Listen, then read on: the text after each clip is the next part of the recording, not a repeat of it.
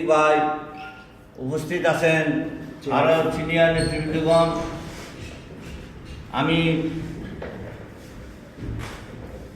দুটো কথা বলতে চাই।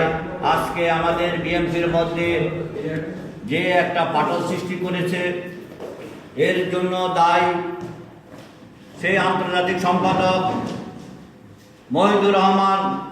আমরা ওনাদেরকে মেহমান হিসাবে দাওয়াত দিয়েছি, আমরা ওনাদেরকে মেহমানের মতো আদর করেছি, সম্মান দিয়েছি। আমরা ওনাদেরকে সর্বোচ্চ সম্মান দিয়ে ইটালিতে আগমন করার সুযোগ করে দিয়েছি। আজকে উনি আমাদেরকে এটা কি উপহার দিল, সেই সম্মানের জায়গা সে আজকে মনে হয় যে আমরা খাল কেটে কুমির নিয়ে এসেছি। এই ধরনের সিনিয়র নেতৃবৃন্দদেরকে আমরা ইটালির মাটি থেকে অবাঞ্ছিত ঘোষণা করলাম, কারণ আপনি আপনার সম্মান রাখতে পারেন নাই, আপনি আপনার ইজ্জত রাখতে পারেন নাই।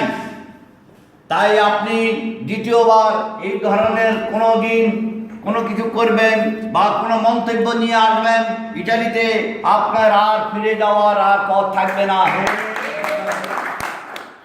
তাই অতি সত্বর আপনাকে হুঁশিয়ার করে দিচ্ছি, ইটালির বিএনপি এক আছে, এক থাকবে।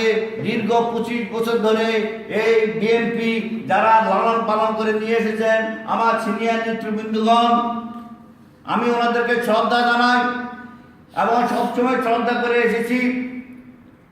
অন্যকে পত্র দিলে অন্যের বিরুদ্ধে সবসময় কথা বলে আসছি।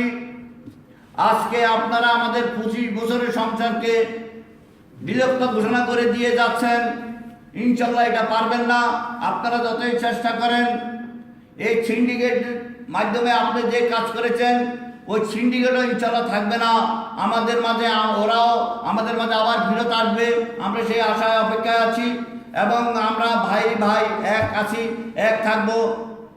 ওরা যখন বুঝতে পারবে যে না একটা প্রতারকের মধ্যে পড়ে গেছে আন্তর্জাতিক সম্পাদকের ফান্ডে, তখন বুঝতে পারবে, ঠিকই তারা আবার সেই আমাদের নির্বাচিত সভাপতি সেক্রেটারিকে মেনে নিবে এবং কাঁধে কাঁধ হাতে হাত রেখে ইনশাল্লাহ কাজ করবে, অচিরেই আসবে। এটা আমার আশা। ইনশাল্লাহ আমরা আমাদের ভুল ত্রুটি বুঝতে পারবো। আজকে জিয়াউর রহমানের যে সন্তান তারেক রহমান, যার জনপ্রিয়তা সারা বাংলাদেশের 16 কোটি মানুষের অন্তরে হৃদয়ে আছে, সেই তারেক রহমানের আন্তরিকতা ভালোবাসা দেখে আওয়ামী লীগ পাগল হয়ে গিয়েছেন। তারা কি করবে? তারা একটার পর একটা অযথা বানোয়াট মামলা দিয়ে বিএনপিকে দমন করার চেষ্টা করতেছে। আমাদের ম্যাডাম খালেদা জিয়াকে এইভাবে মিথ্যা মামলা দিয়ে, বানোয়াট মামলা দিয়ে দমন করার চেষ্টা করতেছে। আল্লাহর রহমতে জিয়াউর রহমান সাহেব চলে গেছেন, ওনার সুসন্তান তারেক রহমান বাংলার মাটিতে রয়ে গেছেন এবং থাকবেন এই বাংলার মাটিতে। উনি ইনশাল্লাহ অচিরেই প্রধানমন্ত্রী হবে। আপনারা আওয়ামী লীগ যতই পাঞ্চাল করেন নাই কেন, বিএনপিকে ভাগার জন্য কোনোদিনও পারবেন না, দেশেও পারবেন না, ইনশাল্লাহ বিদেশের মাটিতেও পারবেন না। আমি আশা করি অচিরে আপনারা আপনাদের ভুল সিদ্ধান্ত, আওয়ামী লীগের কোর্ট কাছারি এবং হাসিনার যতগুলি কোর্ট কাছারি আছে, অচিরে এগুলি বন্ধ হবে এবং তারা সঠিক রায় বিচার করবে। আপনারা যারা রায় করতেছেন, বিচার করতেছেন, আপনারা কোরআন শরীফ হাতে নিয়ে আপনারা শপথ করে চেয়ারে বসেছেন। আজকে সেই চেয়ারে বসে শপথ করে কিভাবে আপনারা মিথ্যা মামলা দিয়ে তারেক রহমানকে 6 বছরের জেল দেন, 20 কোটি টাকার মামলা দেন।